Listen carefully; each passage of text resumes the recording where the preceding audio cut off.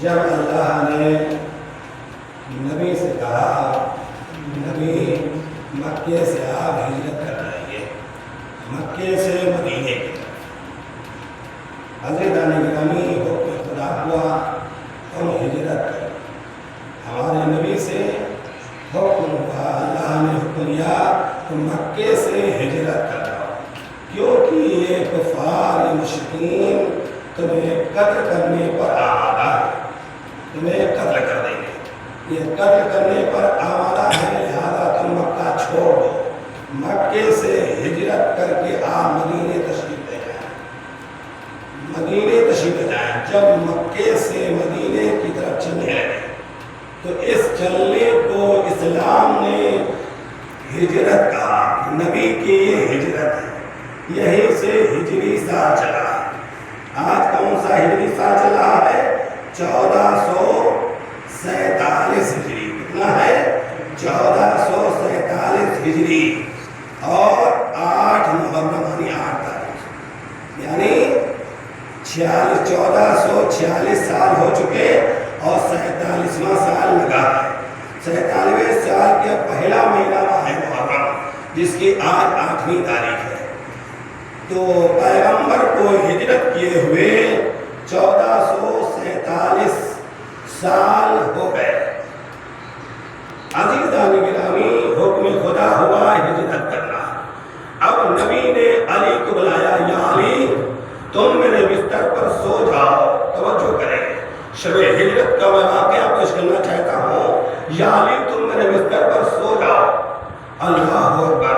مولا فرماتے کیا میرے سونے سے آپ کی جان بچ جائے گی؟ اللہ اکبر۔ کہا یا علی تم سو جاؤ۔ عزیزان گرامی، حکم نبی پانا تھا، علی بستر نبوت پر سو گئے۔ اب عزیزان گرامی، نبی کو چلنا ہے مکے سے مدینے کی طرف، اور کفار و مشرکین راستے میں کھڑے ہوئے ہیں، آمادہ قتل ہیں کہ نبی کو قتل کر دیں۔ قرآن سورہ یاسین میں ایک مقام پر اللہ نے کہا، اے نبی خدا تم خاک اٹھاؤ، ایک مٹھی خاک اٹھا کر ایسے پھینک دو۔ عزیزان گرامی، حکم خدا کے مطابق نبی نے مشت خاک اٹھایا، کفار و مشرکین کی طرف اب پھینک دیا۔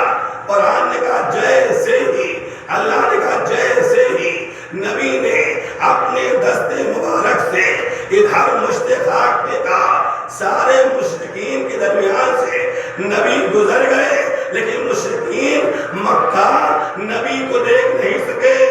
نبی دیکھتے رہے لیکن مشرکین و کفار دیکھ نہ سکے، کیونکہ مشت خاک میں یہ اثر تھا، جس کی بنا پر کوئی بھی مشرک، کوئی بھی کفار نبی کو دیکھ نہیں سکا۔ نبی انہی کے درمیان سے نکل گئے۔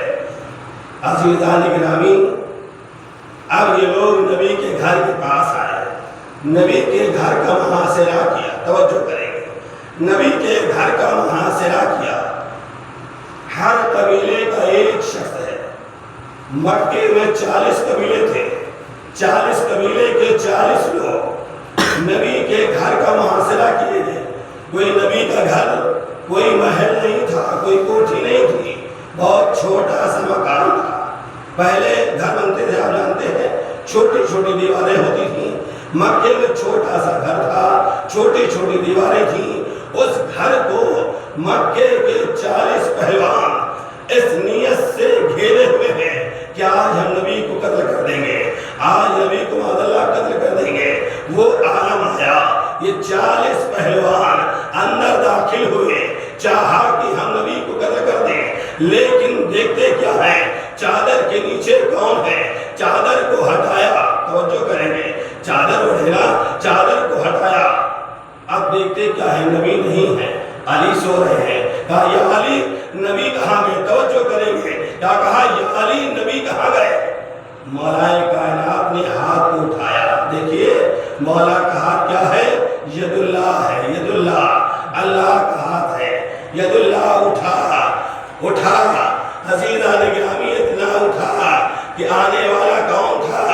ابو جہل تھا۔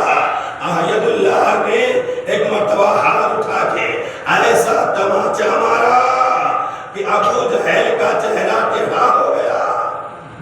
تاریخ نے لکھا عزیزان گرامی کیوں مارا؟ وجہ یہ ہے، علی نے کہا کیا نبی کو میں نے حوالے کیا تھا کہ مجھ سے آپ پوچھ رہے ہو؟ جو کچھ اگر کچھ میرے حوالے کیا ہوتا تو مجھ سے پوچھتے، یا نبی کو میرے حوالے کیا ہوتا تو پوچھتے۔ جب نبی کو ہمارے حوالے کیا نہیں تو پوچھتے کیوں ہو؟ عزیزان گرامی تاریخ نیت اللہ نے ایسا ہاتھ مارا، ابو جہل اگر داہنی طرف چلتا تھا تو اس کا چہرہ بائیں طرف رہتا تھا، جب بائیں طرف چلتا تھا اس کا چہرہ دائیں طرف رہتا تھا۔ یاد رکھیں دنیا والا اگر ہاتھ ہوتا تو ہو سکتا ہے چوٹ کم لگتی، علی کا ہاتھ ید اللہ تھا۔ صلوات محمد علی محمد، صلی اللہ محمد و علی محمد۔